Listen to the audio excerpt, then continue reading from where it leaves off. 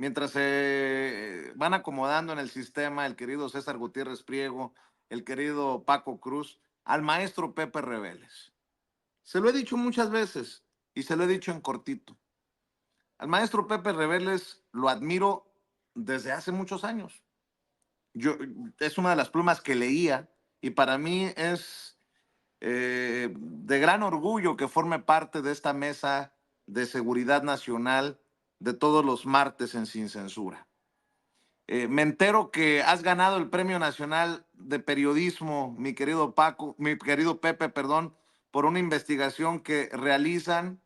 Eh, ¿Cómo les fue en la presentación del libro en la Feria Internacional del Libro del Zócalo? Creo que solamente es parte de este proceso de recoger, de cosechar lo que se va sembrando, y tú has estado sembrando por más de 50 años en el periodismo. Querido Pepe, te abrazo, felicidades, y es un gran orgullo que tu voz se escuche aquí en Sin Censura. ¿Cómo estás, Pepe? Muy bien, muchísimas gracias, Vicente. Gracias por esta presentación. En efecto, me dieron el Premio Nacional de Periodismo en materia de reportaje por los vuelos de la muerte, que hice junto con Jacinto Rodríguez Munguía. Eh, es la tercera vez que me corresponde. En 2001 fue el primero por reportaje también, en 2018 por trayectoria y ahora otra vez por reportaje. Creo que pues es pues un trabajo constante que afortunadamente ha desembocado en esta solución de galardón. Y cuanto al libro, nos fue muy bien. Me hizo favor Paco Cruz de presentarlo y nos fue con lleno total ahí en la FIL del Zócalo y firmamos pues más de medio centenar de libros. Después de 50 años en el periodismo, ¿cómo se digieren estos reconocimientos, Pepe?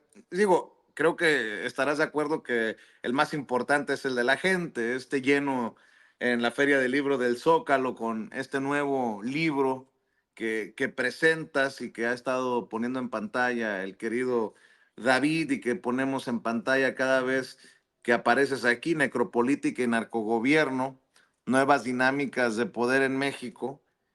Pero estos reconocimientos, como el Premio Nacional de Periodismo, después de 50 años en este andar, ¿cómo lo recibes, Pepe?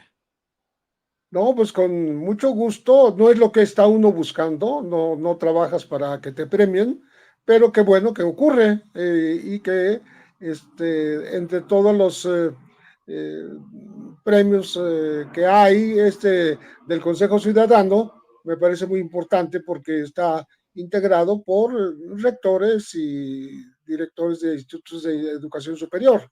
Entonces le doy muchas gracias a este consejo que nos haya seleccionado, ¿no? Junto con compañeros como Marcela Turati en Crónica, también por un tema muy parecido a los vuelos de la muerte, los vuelos de Alicia, al compañero Temoris Greco por una cuestión de opinión en el tema de Ayotzinapa, y en fin, creo que vamos bien acompañados con amigos, compañeros de muchos años. Así es, y bueno, estamos tirando aceite, pero ya llegaron los amigos Paco Cruz y el abogado César Gutiérrez Priego, a quienes saludo con mucho gusto. Paco Cruz, más de 47 años en el periodismo, autor de una larga lista de libros también, como Las Damas del Poder, y García Luna, El Señor de la Muerte, quien presentó contigo en la Feria Internacional del Libro del Zócalo, a quien veía también acompañando en una mesa a la admirada, respetada y querida Nancy Flores, corresponsal de la revista Contralínea. Paco, ¿cómo te va? Muy buenos días. Vicente, buenos días. Pepe, buenos días. Déjame decirte, Vicente, en realidad, ah, Pepe es muy modesto porque además del premio y además de que sí estuvo lleno, la verdad es que yo lo vi, 2 horas pasó allí firmando, más yo me fui, fíjate, porque todavía vi la fila y dije, no, eso no va a terminar nunca. Y tenía que ir a Toluca Así que le fue muy bien a Pepe, a mí me da mucho gusto, pero la verdad, fíjate, ciertamente aquí promocionamos en Sin Censura necropolítica y narcogobierno, pero yo le decía a Pepe, yo cuando vi el título me encanta, pero en realidad mucha gente que no entiende no es nuevo esta definición de necropolítica, más o menos ahí 2003, 2004, 2005, empiezan a retomarlo los estudiosos, pero el libro es mucho más que el título, Vicente. Cuando decimos narcogobierno lo entendemos claramente, pero cuando decimos necropolítica, la verdad es que lo que debemos decir es que es el ejercicio del poder a través de la violencia y la muerte. Es el ejercicio de cómo los poderosos en el gobierno, en este caso Felipe Calderón, Genaro García Luna, se convierten en semidioses y en dioses y semidioses. Y también se convierten en una especie de esos dioses que deciden quién va a morir, quién debe vivir y cómo se ejerce el terror a través de la vista, cómo nos hacen leer ese terror para literalmente reprimirnos de otra forma a través del terror. Y el libro de Pepe va desmenuzando lo que significa todo eso. Y fíjate, yo rescaté un par de capítulos, pero hay cualquier cantidad de capítulos que son una maravilla. Pero yo rescaté uno que se llama eh, los, los invisibles y los viaticaos, y que son en esencia, pero los invisibles, para empezar, que son soldados regulares que tienen algún problema con la justicia castrense, no están dados de baja, no son desertores, tienen un juicio en camino, alguna moción por allí, y son usados o fueron usados en el gobierno de Calderón como una especie de ejército invisible para formar grupos paramilitares sin sacarlos nunca del ejército, y ellos ejecutaban o perpetraban matanzas, perpetraban acciones violentas, y nosotros se las atribuíamos a los cárteles de la droga o a las organizaciones del crimen organizado, y va desmenuzando, Pepe, cómo se dan estos o se crean estos ejércitos invisibles y cómo abusan a través del poder de los recursos públicos, pero a través también de estos soldados, por ejemplo, los viaticados, cómo abusan, cómo saquean al Estado. Y el libro, yo le decía a Pepe, es mucho más que el título. Yo les decía en la presentación, verdaderamente es una clase de periodismo, de cómo se debe hacer, cómo se debe ejercer y cómo se debe escribir en una forma muy sencilla para que entienda todo mundo. Así que el libro de Pepe, la verdad, a mí me impresionó. Y a Pepe, la verdad es que le fue muy bien. Yo digo, a mí también, la verdad, debo ser muy agradecido con la gente, pero yo les decía, es la tarde de Pepe. ¿Por qué? Porque el libro lo escribió Pepe, y me dio mucho gusto cuando salimos. Yo me esperé ahí, ya sabes, firmando un rato libros o autógrafos, lo que sea, pero cuando yo me fui después de una hora de que terminamos la presentación del libro, y Pepe seguía firmando y firmando libros con gente que lo quería saludar, con gente que quería tomarse una foto con él. Así que a mí me da mucho gusto, y la verdad es que el libro no solo vale la pena, vale mucho más que eso.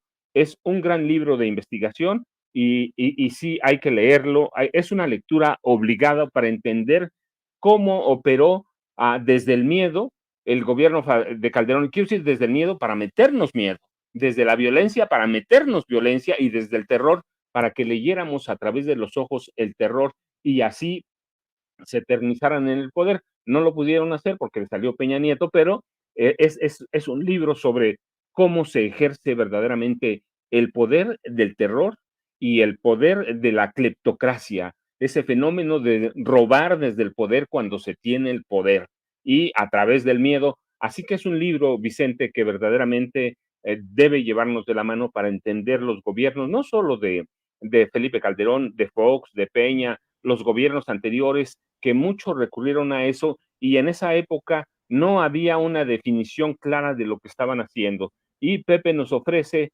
esta definición a través de una serie de trabajos que plasma bastante bien, no bastante bien, lo plasma con la madurez de un periodista de investigación que ha ganado por 3 veces el Premio Nacional de Periodismo, Vicente.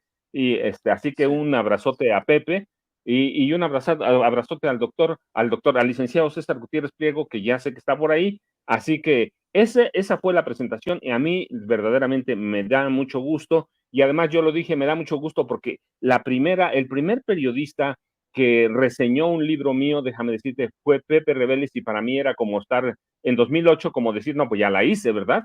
Y imagínate ahora presentar un libro de Pepe, que es un periodista que yo sigo desde que era un reportero ya, pero jovencito. La verdad es que me da mucho gusto por Pepe Reveles, se lo merece, y en este libro se muestra toda la madurez que ha alcanzado como periodista Pepe Reveles, Vicente y César. Pues déjame saludar en esta, una de las mesas favoritas de la audiencia de Sin Censura, al abogado César Gutiérrez Priego, a quien también le fue muy bien en la Feria Internacional del Libro del Zócalo, y quien ayer dejó la víbora chillando con una declaración que le hace a Álvaro Delgado en Los Periodistas.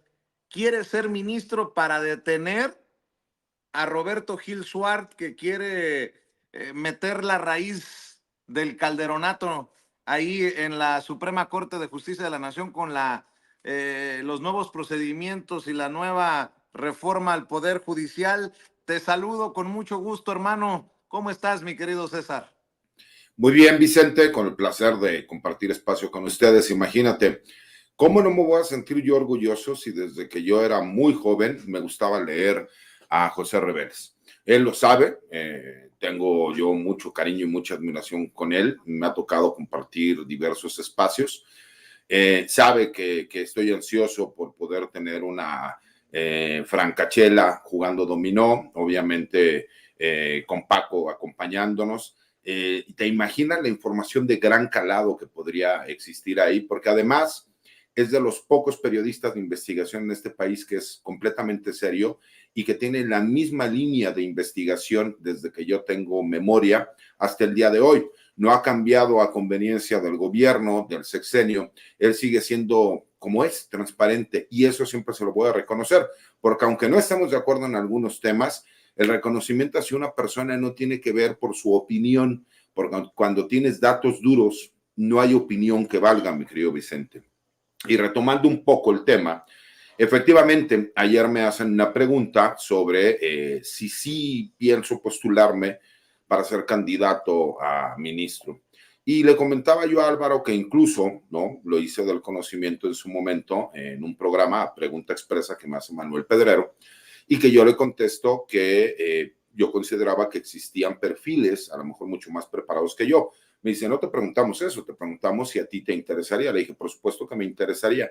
Me dice, ¿qué opinas que un personaje como Roberto Gil Suart quiere ser ministro de la Corte? Dije, bueno, siento que es una obligación de mi parte. Si un personaje como él, que fue secretario particular de Felipe Calderón y que tampoco se enteró que Genaro García Luna formaba parte de un grupo criminal como el Cártel de Sinaloa y que simulaban una guerra contra las drogas, que tanto daño causó a nuestro país, pues me parece que es mi obligación ir en contra de un perfil como él, que además, aunque tiene un despacho que está ligado, por supuesto, al despacho de su tío, que es Javier Cuello Trejo, pues yo nunca lo he visto en los juzgados litigando ni en una sala de juicio, porque él arregla los asuntos, pues obviamente con influencia política y conocimientos, con conocidos que tienen el Poder Judicial Federal. Entonces lo vi como una obligación que yo me veo en la obligación, en la necesidad de no permitir que el calderonato en este país vuelva a tener vida con un perfil como el de Roberto Gil. Y sí, por supuesto, esa es una de las tareas y de las encomiendas más importantes que podemos tener en este momento, Vicente. ¿Estarás de acuerdo que tenemos los años y el conocimiento para hablar de temas que son, pues, no solamente de actualidad, sino de profundidad? Mi querido Pepe Reveles, Genaro García Luna es sentenciado a más de 38 años de prisión. Y ayer Iván Reyes Arzate, si me corrigen si estoy equivocado, se declara culpable. Reyes Arzate, que era una de las manos derechas, si me permiten la expresión, de Genaro García Luna, de andar también en negocios turbios con el narco, pero Felipe Calderón no se enteró. Mi querido Pepe, ahí vamos avanzando en la mesa, ahí voy poniendo cosas sobre la mesa para entrar en calor. ¿Cómo ves? A mí me parece que Felipe Calderón estaba perfectamente enterado, no podía ignorar lo que ocurría en México con Genaro García Luna específicamente, porque hubo un personaje que fue Javier Herrera Valles, que era comisario, era el segundo de García Luna en la Secretaría de Seguridad Pública Federal todavía, cuando le quiso ordenar García Luna que aprobara a 7 de 12 comandantes, el 7, que no pasaron los exámenes. Es decir, que iba a meter a su gente a como diera lugar, porque eran sus compañeros de corrupción y de, pues, de protección al narco. Entonces, Javier Herrera le escribió al presidente Calderón en 2 cartas que suman más de 100 páginas, describiéndole todo lo mal que hacía Genaro García Luna en ese momento, estamos hablando del 2008. Y Calderón, la respuesta que le dio fue permitir que García Luna mismo lo capturara con su gente y lo sometiera a proceso en el penal de Nayarit, donde pasó casi 4 años Javier Herrera Valles. Todavía sigue peleando pues una reparación del daño, un reconocimiento de su inocencia a nivel internacional en la Organización de los Estados Americanos, pero él salió libre sin ninguna acusación del juez, porque no se comprobó nada de lo que decían. Porque qué curioso que García Luna lo acusaba de recibir sobornos de Sinaloa cuando el que lo recibía era justamente Genaro García Luna, ¿no? Y en esa época hubo otros 2 personajes también encerrados, tanto por García Luna como por Marisela Morales, que era la procuradora, en la llamada Operación Limpieza, que fueron el general Tomás Ángeles de Aguajare, que fue subsecretario de la Defensa, por cierto, el que presidió el juicio en contra de los militares Quirós Hermosillo y Arturo Acosta Chaparro por los vuelos de la muerte y por el narcotráfico de que estaban acusados. Entonces, fueron varios, perdón, y Noé Ramírez Campuzano, que era su procurador, viceprocurador de la PGR. Entonces hubo una persecución para dejar ante la opinión pública sentado de que se estaba persiguiendo a los corruptos. No, se estaba persiguiendo a quienes no estaban de acuerdo con las tácticas y las estrategias y las órdenes de Felipe Calderón en cuanto a la guerra del narcotráfico. Ahora nos ha dicho muy recientemente Tomás Ángeles de Aguajare que él le advirtió a Calderón personalmente que Genaro García Luna estaba con el narco, pero bueno, no hicieron caso, ¿no? Eso fue uno de tantos avisos. Si te doy otros avisos, no acabo, porque el periodismo hizo su trabajo en su momento. El enriquecimiento inexplicable, ilícito de García Luna fue descrito muy bien en un par de libros por Anabel Hernández también. Entonces, no es algo que haya inventado alguien para, ahora que fue detenido en los Estados Unidos. Es como quieren decir que solo lo hundieron porque declararon delincuentes que él mismo había capturado. Hay toda una falacia en todo esto. Simplemente sí hubo avisos y hubo avisos de todo tipo. Yo nada más voy a leer unos 4 renglones de un libro que yo escribí en 2010, que se llama El Cártel Incómodo, que dice: si algo resulta veneno puro para la salud del país y para la credibilidad del gobierno, es que el presidente de la República tenga que salir a defenderse en público a él mismo y a su gabinete de graves acusaciones de favorecer e impulsar a un grupo de traficantes de drogas, en este caso el Cártel del Pacífico o de Sinaloa, ¿no? Mientras se empeña en atacar sin miramientos a los que son enemigos de esa privilegiada organización. o sea, más claro ni el agua. De lo que acusan en Estados Unidos a García Luna principalmente es de proteger al cártel de Sinaloa. En 2010 lo estaba escribiendo en un libro. Ahora, también el caso Reyes Arzate, que va de la mano con este narcogobierno o narcoestado que permitieron o que organizaron Genaro García Luna y Felipe Calderón, así lo creemos muchos, el caso de Reyes Arzate, Iván Reyes Arzate, súmale, mi querido Paco, la petición del Chapo Guzmán para un nuevo juicio, la cooperación de Joaquín Guzmán López y de Ovidio Guzmán López con las autoridades estadounidenses y que podrían liberarla por haber, todo parece indicar, capturado y entregado al Mayo Zambada. Y el propio García Luna, o que si no sigue esa misma ruta, se va a tragar los años que se tenga que tragar en prisión y saldría ya más allá de los 90 años de edad. Hay muchas aristas en estos temas, querido Paco. Mira, Vicente, primero Joaquín, Joaquín, discúlpame, es que se metió aquí. Lima se llama mi gatita. Lima. Primero, Genaro García Luna, ¿sí? 38 años y un poquito más. No, yo estoy convencido por las evidencias de que hay y que soltaron y por aquel señalamiento del juez de que le voy a dejar una luz al final del túnel, y más allá de los señalamientos duros que hizo, como aquel que nos da Ramón Flores, lo platicó, se lo dijo a la presidenta Claudia Sheinbaum Pardo, es peor que el Chapo Guzmán. Sí, le dijo muchas cosas, pero la sentencia para mí, la verdad, es leve, y yo digo por dos razones. Primero, lo expliqué, primero, quítale ya, réstale 5 años a los 38, te quedan 33, todavía es un buen, y quítale 5 años, poquito más, por buenas conductas y otras cosillas, trabajos que haga dentro del penal, te quedan ya 28, 27, 28 años.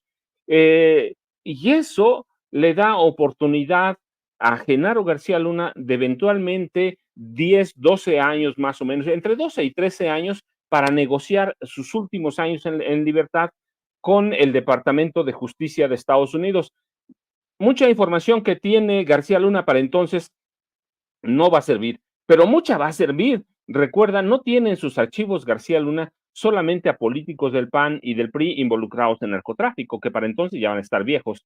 No, tiene también a magnates involucrados en cuestiones ilícitas, a dueños de medios también, es decir, a periodistas jóvenes involucrados en delincuencia, es decir, es un hombre que puede en algún momento negociar. Recuerda, yo siempre lo dije, Genaro García Luna no va a negociar, pero van a buscar un punto intermedio para no exponerlo. Si a él lo liberan inmediato a través de una negociación cualquiera y lo hacen testigo protegido, finalmente le van a poner un círculo de tiro al blanco a él, a Genaro su hijo, a Luna su hija y a Linda Cristina Pereira Gálvez y a otros personajes que él quiere muchísimo, porque además lo sé, por ejemplo, a su hermana Esperancita, que ahora anda a Salto de Malta y que fue la mujer que lo apoyó siempre, fue la mujer que incluso hacía las tranzas con algunos comandantes del servicio secreto, o que son los maestros de Genaro García Luna, fue la mujer que lo asentó muy bien con Wilfrido Robledo Madrid, una vez que llegó al CISEN, así que es un hombre que tenía mucho que perder, y yo dije, si van a negociar con él, lo tienen que hacer muy bien. En 12, 13 años, esta generación de mafia de los presidentes, estoy hablando Cedillo, Peña, Calderón, Salinas también, esa mafia va a estar muy debilitada en unos 12 años. Seguramente van a tener rencores con él, sí, pero en 12 años puede sentarse a negociar, y yo me pregunto, ¿qué mafioso quiere quedarse a morir en prisión? Ni siquiera, mira, Alfonso Capone o Al Capone, como lo conocemos, quería morir en prisión. Cuando salió de prisión se fue a morir a su casa en Miami, ahí en Florida. Entonces, ¿qué mafioso quiere morir en prisión? ¿Y qué mafioso no quiere proteger a su familia? Para mí lo que hizo Genaro García Luna fue bastante inteligente, no habló de momento, pero tampoco seguramente en las negociaciones. Esto solamente es en el marco de la especulación, sin dañar a nadie. A mí me da la impresión de que les dijo, no voy a negociar ahora, pero a lo mejor en el futuro sí. Y el juez Brian Cogan le dice, tienes esa luz al final del túnel. Y esa luz es eso, no ahora, pero Genaro García Luna, ese hombre todopoderoso que soñó en algún momento ser candidato presidencial por el PAN, que soñó ser presidente de este país, que tenía el apoyo de Emilio Azcárraga Gallán, de Ricardo Benjamín Salinas Pliego, que tenía cómplices. Siempre hablamos de periodistas, los periodistas ilustrados que él decía, pero no, por ejemplo, María Elena Morera Mitre, la señora Isabel Miranda de Gualas, este hombre que era todopoderoso, que tenía el país a sus pies, que fue capaz de sentar a 700 medios de comunicación entre dueños, directivos y periodistas ilustrados. Ese hombre no quiere morir en la cárcel, nadie estoy convencido quiere morir, muchos van a morir en la cárcel porque así es, pero ese hombre tiene una luz al final del túnel. Cuando tenga 75, 80 años, va a poder negociar lo que pueda vivir, va a cumplir 60, así que puede en un momento dado, yo digo en unos 12 años, puede negociar bastante bien y dar la última información que le queda, y protegió, que además eso hay que ponerlo muy en claro, protegió a su familia, que es el fin último de cada persona. Yo siempre digo, su ejemplo era Guillermo González Calderoni, el superpolicía de Calderón, que termina al final del sexenio de Salinas entregándose a la DEA, lo hacen testigo cooperante, lo protege la Oficina de Alguaciles de Estados Unidos, que es la responsable de proteger a los testigos cooperantes y protegidos, pero eventualmente alguien habló, y en unos años lo fueron a cazar a McAllen, Texas. Yo siempre dije, ese ejemplo lo tiene muy claro Genaro García Luna. Así que lo va a seguir, yo dudo mucho que hable, no habló, pero tiene una ventanita para morir con su familia o pasar los últimos años, Vicente, y sí, protegió a su familia, se protegió, tiene 2 hijos jóvenes, una mujer que él decía en una carta, Luna, que ya estaba por casarse, así que está protegiendo el futuro de su familia, pero tiene este tema de García Luna, muchas aristas, y Iván Arzate Reyes, que era una de sus personas de confianza, Ramón Pequeño García, que todavía está por ahí, Luis Cárdenas Palomino está preso, pero está por ahí con toda su lana, Linda Cristina Pereira Gálvez, que ya dijo la presidenta, que seguramente van a ir tras ella desde la Unidad de Inteligencia Financiera, y que yo sostengo hace mucho, ya lo confirmaron, es la mujer que se encarga de lavado de dinero para toda la banda o el clan García Luna y parte del clan Calderón. Tiene muchas aristas, ¿no? Con la condena a Genaro García Luna, el tema no se muere, lo quieren matar los gringos, ciertamente, porque, mira, es como una telenovela. El miércoles nos dan la condena, 38 años, más algunos años adicionales, por que dictó el juez Brian Cogan, pero 2 días después, el viernes, nos salen con lo que yo digo que es un buscapié, ¿sí?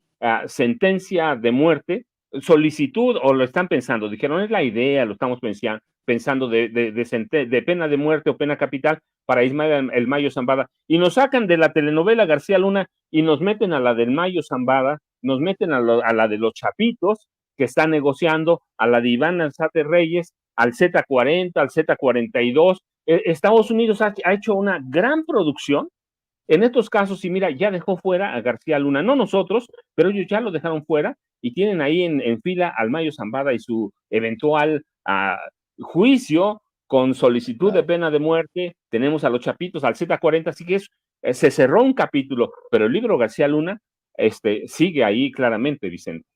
Así es. Y a ver, mi querido César Gutiérrez Priego, también tú dedicas tu columna de esta semana en La Silla Rota, que se publica hoy, por cierto, a Genaro García Luna, el gran traidor del México contemporáneo, dices. El caso de García Luna marca una huella en la historia de la corrupción en el México contemporáneo, y solamente leo el primer párrafo. El caso de García Luna hoy marca una huella en la historia de la corrupción en el México contemporáneo, ya que el génesis de este personaje comienza desde su infancia, la cual se fue transformando en una ambición desmedida. se da cuenta de la importancia de la información y comienza a utilizarla. Una parte relevante de la que nadie habla es cómo fue que llegó al extinto CISEN, cómo fue promovido en diferentes cargos en el sexenio de Ernesto Zedillo, la forma en cómo se vendió con Vicente Fox y cómo convenció a Felipe Calderón. Seguimos en la mesa. Voy contigo, César. Sí, Vicente, fíjate, obviamente está documentado, Paco Cruz ha explicado ampliamente cuáles son los orígenes de Genaro García Luna, ¿no? Cómo sus maestros fueron aquellos viejos policías de la Dirección Federal de Seguridad, que era una policía política, que lo que hacía era investigaciones en contra de ciertos personajes en el país, ¿no? Como aquellos que estuvieran en contra del gobierno, opositores, aquellos luchadores sociales, y que obviamente la información te daba poder. Él entendió esa parte desde muy joven. Él a lo mejor tenía un pequeño problema del habla, pero era una persona que tenía una capacidad intelectual demasiado elevada y que la verdad era un personaje astuto, ¿no? Aquí nosotros lo acusamos a él de corrupto, no de tonto. Imagínate la capacidad que tuvo para desde los tiempos de Salinas, pero realmente el estrellato empieza a darse en el sexenio de Ernesto Zedillo. Con Vicente Fox es uno de los hombres más poderosos de este país, pero culmina con Vicente Fox e incluso sigue teniendo todas esas tentáculos de poder en el sexenio de Enrique Peña Nieto. Y voy explicando, ¿no?, cómo este personaje se metió en todos los ámbitos de nuestro país, cómo se pudo llevar a cabo y cómo era imposible que tanto Vicente Fox como Felipe Calderón no tuvieran conocimiento de los nexos que tenían. Pero que incluso escuchamos en esta defensa que trata de hacer Felipe Calderón, persona de su sexenio, cómo él mismo se incrimina al señalar que nunca tuvo conocimiento de nexos comprobados. Eso significa que sí tuvo por lo menos conocimiento, como bien ya lo mencionaron. Javier Rea Valles es una de esas personas. No voy a mencionar a Tomás Ángeles de Guajara, quien he denunciado públicamente, porque a mí me tocó que cuando él era secretario particular de Enrique Cervantes Aguirre, quien era secretario de la Defensa Nacional del sexenio de Ernesto Zedillo Ponce de León, él es quien ordena al personal de la extinta Policía Judicial Federal Militar que me torturen. Entonces, por lo mismo no le daré nombre a un personaje como ese, ¿no? Pero me parece importante como en los mismos datos que señalan en este momento tanto Pepe como Paco, un personaje como Marisela Morales, que utiliza el peso de la Procuraduría General de la República y que fue propuesta por Genaro García Luna, lo sabemos, ¿no?, en donde utilizaban a testigos protegidos para incriminar a diferentes personajes en este país, como a Javier Herrera Valles, y que es curioso que ahora veamos cómo por medio de testigos protegidos condenaron, ¿no?, a Genaro García Luna.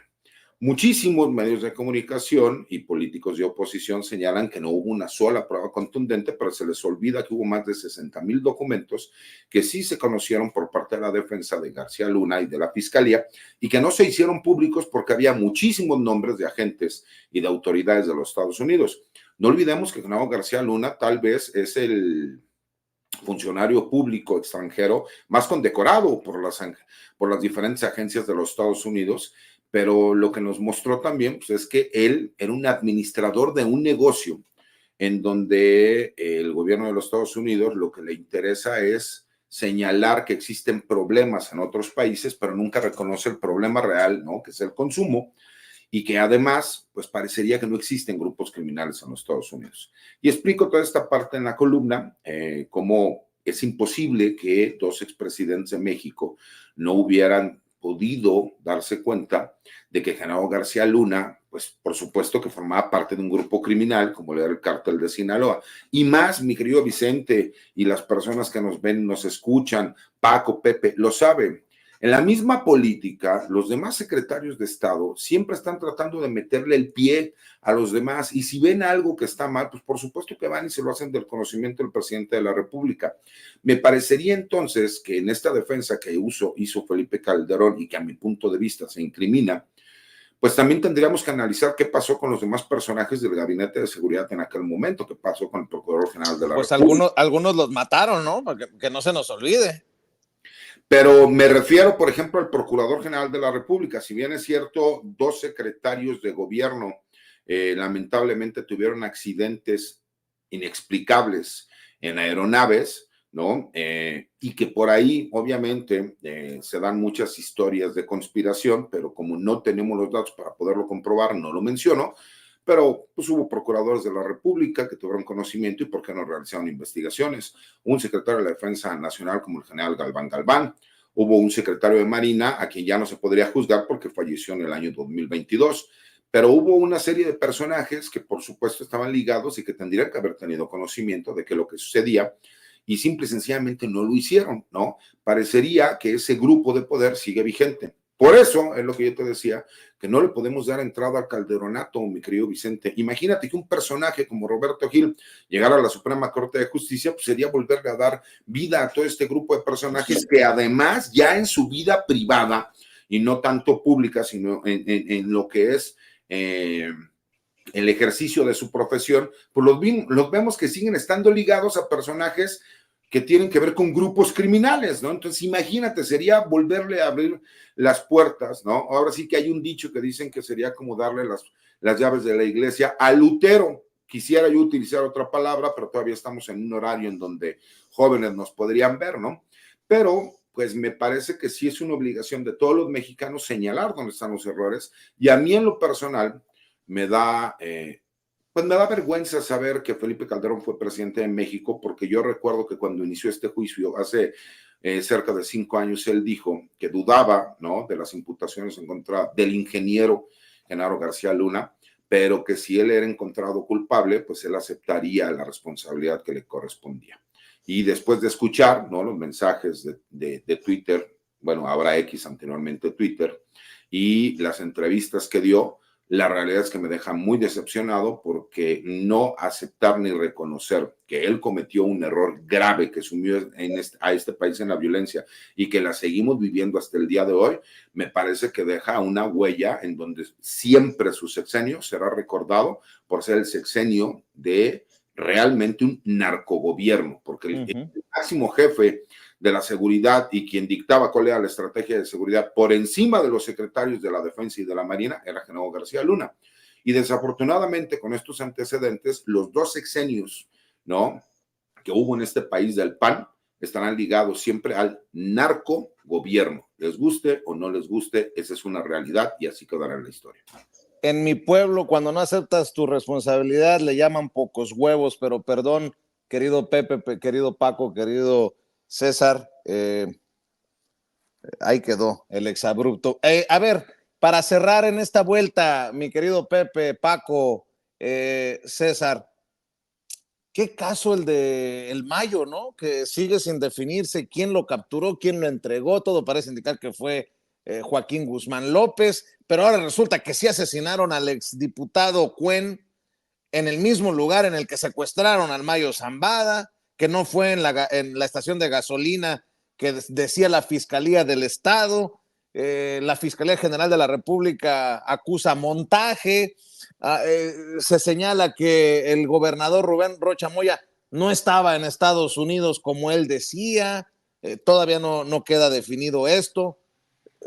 Creo que Mike Vigil se quedó corto cuando dijo que se trataba de una telenovela en su momento, cuando le pregunté de este caso. Bueno, sobre esto, así se pronuncia Rubén Rocha Moya, el gobernador de Sinaloa, tan señalado, atacado por medios de comunicación sobre todo. Y por cierto, Héctor de Mauleón creo que se encontró un volante que dice que andan tirando por avionetas o por helicópteros en Sinaloa con un aviso, todo parece indicar, de los miembros de la seguridad de el grupo de Ismael El Mayo Zambada, esta que aparece, en fin, y digo Héctor de Mauleón porque se va por la vida diciendo que es un experto en temas de narcotráfico y de seguridad nacional, pero bueno, esto fue lo que dijo Rubén Rocha Moya en conferencia de prensa. No lo voy a calificar, lo que dicen ellos es que contra todo eso van a actuar. Incluso dicen qué tipo de funcionarios o qué tipo de servidores públicos pueden ser jalados, de alguna manera, a cada quien sus responsabilidades, ya eso de quién depende, de la Fiscalía. O sea, nadie está excluido de que sea investigado, citado. En el texto que le di yo ayer, ellos mismos dicen que ellos presumen, derivado de su investigación, que ese fue un montaje. No sé a quiénes podrá alcanzar y a quiénes no. Ellos adelantaron servidores públicos. No, yo no tengo opinión. Ya la tuve. La opinión mía no vale. Puede verse mal. Esto reforzaría la versión del Mayo de que él iba en la idea de reunirse con usted ese día. Pues es probable, Alejandro. Probable. Porque eso es, para mí, un mito. Un mito, dice el gobernador de Sinaloa. ¿Cómo ves todo este enjambre, si me permiten la expresión, de declaraciones, de situaciones en torno a la captura y la entrega de el Mayo Zambada a autoridades estadounidenses, Pepe? Mira, me parece muy relevante que ahora la Fiscalía General de la República diga que lo de la gasolinera y los balazos contra una camioneta en la que supuestamente iba Héctor Melesio Cuen Ojeda, el rector de la Universidad de Sinaloa, fue un montaje de la autoridad local y que encontraron pruebas de que Héctor Melesio Cuen fue asesinado en el mismo lugar que es Huertos del Pedregal, en donde había sido sometido el Mayo, como lo dijo en una carta él, el Mayo lo dijo. O sea, hasta ahora lo que escribió el Mayo no hay ninguna equivocación, ninguna desviación de información, y me parece que si esto fue así, y que fue liquidado ahí Héctor Melesio Cuen, y si esto es así, que él fue sometido con engaños después de que lo invitó su ahijado y pues chamaco que conocía desde que nació, ¿no? A Joaquín Guzmán López, pues ahí ocurrieron cosas que todavía no descubrimos a casi 3 meses de los acontecimientos que fueron el 25 de julio, por ejemplo. Podía haber habido otras 2 muertes porque no aparecen 2 personajes que son Rodolfo Chaides Mendoza y José Rosario Eras López, los 2 escoltas del Mayo Zambada. Dicen que encontraron sangre de Chaides Mendoza arriba de la camioneta que andaba en la gasolinera, es decir, resulta que no era Nemesio el que estaba arriba, sino Chaides, y con sangre, o sea, herido, y no sabemos todavía, porque ya admitió el chofer de Héctor Melesio, que es Fausto Ernesto Corrales, que él mintió la primera vez, pero no ha dicho cuál es la verdad, porque o llevaba a Héctor Melesio muerto, llevaba un cadáver sentado en el asiento del copiloto, o no iba, cualquiera de las 2 cosas, ¿no? ¿Y qué pasó durante estas 12 horas de diferencia entre que fue asesinado en Huertos del Pedregal y que fue llevado a un hospital en donde de la manera más irregular, lo cual complica todavía más la situación, se dio un permiso para cremar el cadáver, ¿no? Al que no se le había practicado ni siquiera un estudio de rigidez cadavérica, ¿no? No se sabía cuánto tiempo tenía muerto ya, y tampoco se describieron las heridas, tampoco se encontró rastro hemático de él en la camioneta, en fin, y en todo esto acabamos de escuchar al gobernador Rocha Moya, que dice que pues él no tiene opinión, él ya lo que dijo, ya lo dijo antes y ya no va a decir nada más, pero es curioso que él ha negado haber estado en México y haber estado en Estados Unidos el día de la noche de los acontecimientos, el día de los acontecimientos. y resulta que se ha descubierto que no fue así, que no se fue a los Estados Unidos, que al parecer envió el pasaporte para que se creyera que estaba él allá, pero no estuvo en Estados Unidos. Entonces, esto todavía va a dar muchísimo que eh, especular y deducir con hechos reales, ¿no? Porque resulta entonces ahora que quien entregó al Mayo Zambada, que es Joaquín Guzmán López, razón por la cual le pueden aplicar la pena de muerte porque no fue extraditado, fue llevado, fue un secuestro transnacional. Entonces, pudo haber sido todo eso producto de varias muertes, la de Héctor Melesio Cuen y la de los dos escoltas del Mayo, Rodolfo Cháides y José Rosario Heras. Por cierto, este último, comandante en activo de la Judicial de Sinaloa, y Cháides, viejo policía, para que se vea la colusión de las autoridades policíacas con el cártel de Sinaloa, ¿no? Entonces, ahí tenemos todo un rompecabezas para armar. Un rompecabezas, y dice bien el querido Pepe Reveles, Paco. Ahí te la dejo de tarea también a ti. Está complicadísima la cosa, ¿eh?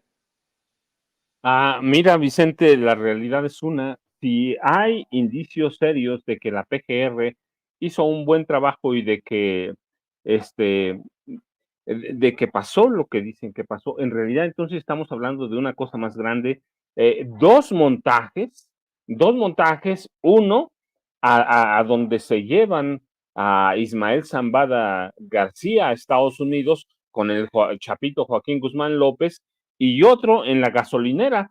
No es un montaje, son dos en el que debían haber participado peritos, agentes judiciales, policías, es decir, se alteran dos escenas de crimen. No es que hayan llevado un solo cadáver de un lado a otro, es que alteran dos escenas del crimen, y digo, hicieron, ¿cuántos fue? Como 3 semanas después de que se llevan a Ismael el Mayo Zambada, renuncian a la fiscal de general de Sinaloa, a Sara Bruna Quiñones, la renuncian, y yo digo, debían haber puesto ese día bajo investigación, porque ya había indicios a todos los fiscales, a todos los agentes que participaron, a toda la gente que participó en los dos montajes, es decir, prácticamente hay que poner bajo investigación a toda la Procuraduría.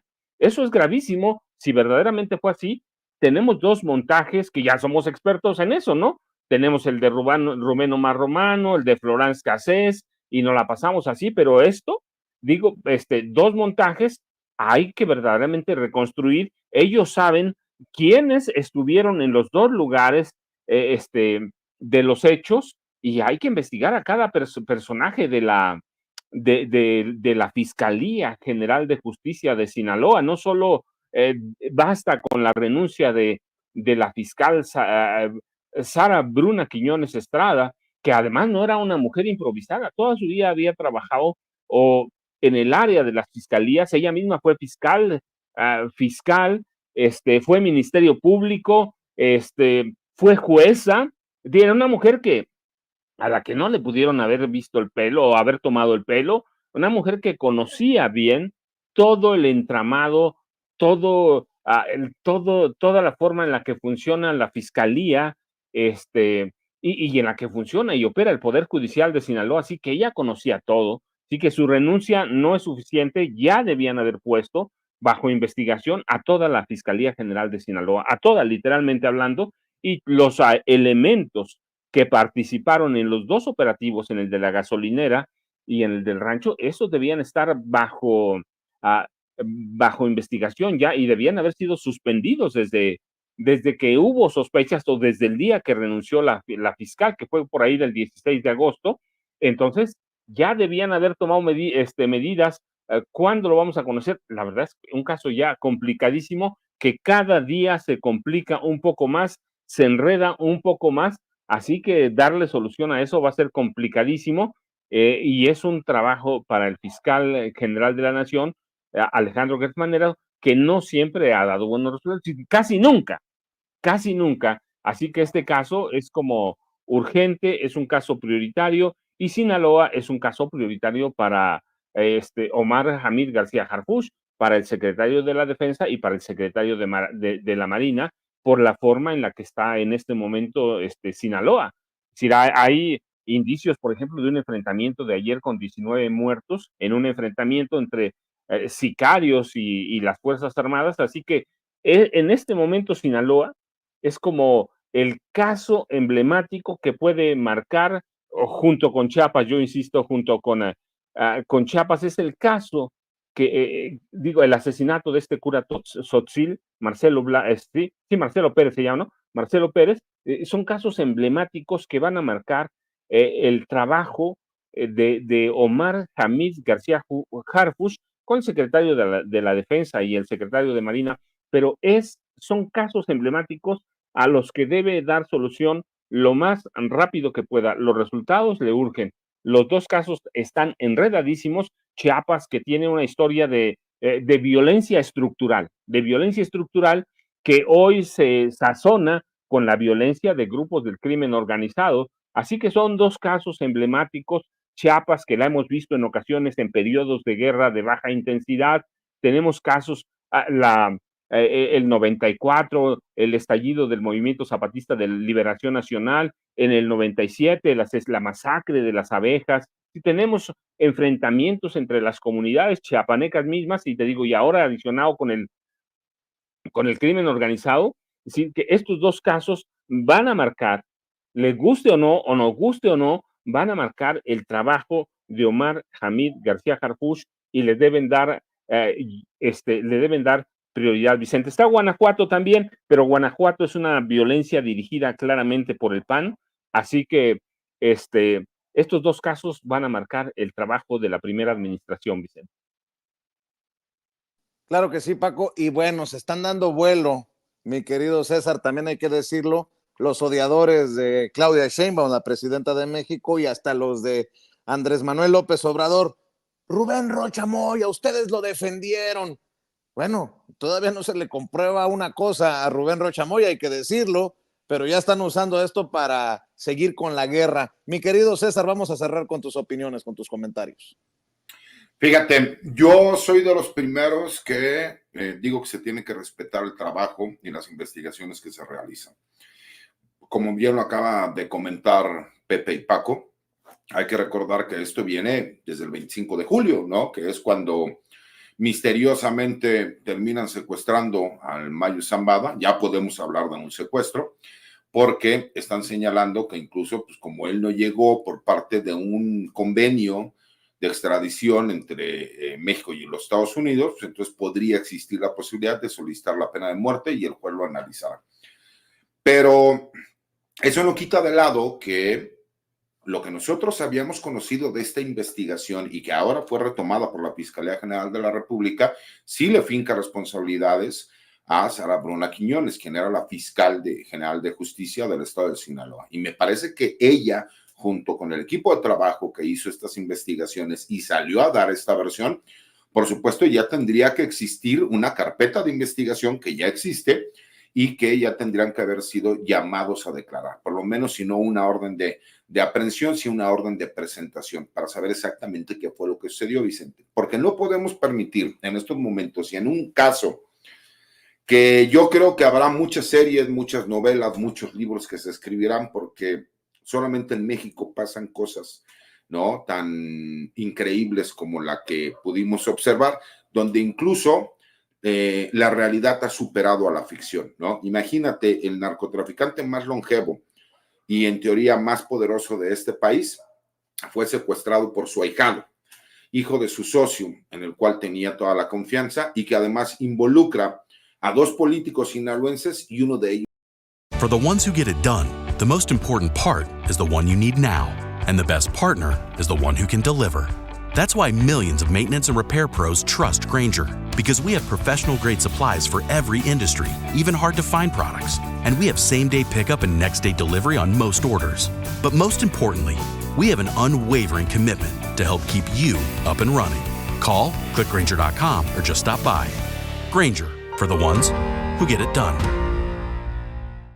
En las investigaciones, que hubo una simulación en un asesinato, que hubo simulación en por lo menos la desaparición de 2 personas más, aunque existen indicios que en una de estas camionetas había sangre de una de las personas desaparecidas. Me parece que entre más rápido se den certezas y entre más rápido se dé resolución, mejor parado va a quedar tanto la Fiscalía General de la República como el gobierno federal. Y si el gobernador del estado de Sinaloa está involucrado, pues entonces que paguen las responsabilidades que tengan que pagar. Me parece que todas aquellas personas que apoyamos el movimiento de transformación somos muy claros. Si hay algo que se tenga que investigar, que se investigue. Nosotros no vamos a defender a nadie que no tenga la razón para ser defendido, pero tampoco podemos llegar a condenar a una persona, ¿no? Simple y sencillamente me parece que él sí ya tendría que haber ido a declarar a la Fiscalía General de la República y aclarar todos estos rumores. ¿Por qué? Porque si él se encontraba en Estados Unidos en aquel momento, pues entonces tendrá alguna forma en que pueda declarar, pueda demostrarlo, no solo con el pasaporte, sino con algún video, alguna fotografía, algún tipo de geolocalización. Me parece que ese tendría que ser uno de los primeros puntos. ¿Por qué? Porque recuerda que ya la verdad es irrelevante, mi querido Vicente. Lo importante es lo que puedas crear en cuanto a narrativas. Pero si el gobernador tiene algo que ver, Vicente, pues el gobernador tiene que responder por sus actos. Es tan fácil y tan sencillo. Y si la fiscal tuvo que ver en lo que para nosotros, ¿no? Por lo menos podemos, hasta ahorita con los datos que tenemos, señalar que fue un montaje, pues también tiene que pagar las consecuencias del trabajo que realizó cuando era su obligación haber hecho una investigación profesional que le diera certeza primero a los sinaloenses y a todos los mexicanos. Entonces, creo que es correcto el hecho de que la Fiscalía General de la República, por lo que hemos sabido hasta ahorita, haya hecho una investigación profesional y concreta.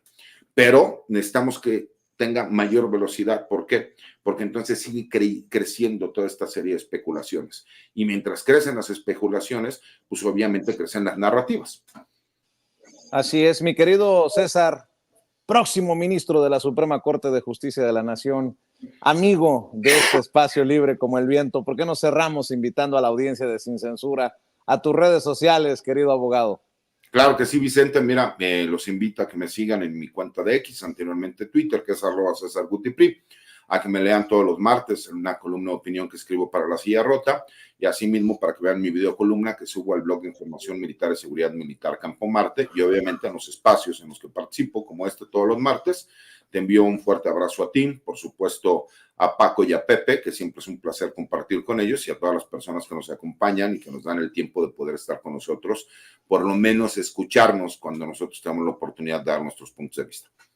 Claro que sí, César. Importante tenerlos en espacios como este. ¿Por qué no cerramos también, Paco, invitando a la audiencia de Sin Censura a que sigan buscando tus 2 más recientes libros, Las Damas del Poder? Por cierto, importante que la lean en el capítulo de Marta Sahagún y de Margarita Zavala. Marta Sahagún acaba de aparecer en una entrevista con Jorge Ramos, periodista de Univisión, en una entrevista conjunta con Vicente Fox, hablando sobre precisamente la primera mujer que asume la presidencia de la República en nuestro país, entre otras cosas, y García Luna, el Señor de la Muerte, este personaje que debería de ser analizado desde todas las perspectivas, y obviamente que te busquen en redes sociales, Paco.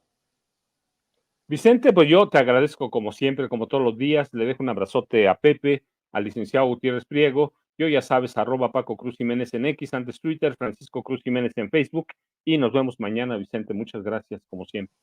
Claro que sí, Paco. Y el maestro Pepe Reveles, revelándose ante la posibilidad de tener presencia en redes sociales, pero que no se nos olvide su más reciente libro que se acaba de presentar en la Feria Internacional del Libro del Zócalo, Necropolítica y Narcogobierno. Querido Pepe, te agradezco mucho que llegues a esta cita. Qué bueno que ya te veo recuperado de la situación ahí que tuviste, que te alejó por lo menos una semana de esta mesa, y los mejores deseos como siempre, maestro. Muchísimas gracias, Vicente, y muy agradecido con toda la mesa por sus palabras y sus saludos, felicitaciones, etcétera. Muchas gracias y a la próxima. Claro que sí. Pepe Reveles, Paco Cruz y César Gutiérrez Priego hablando con nosotros sin censura. Que pasen excelente día, maestros. Y fíjese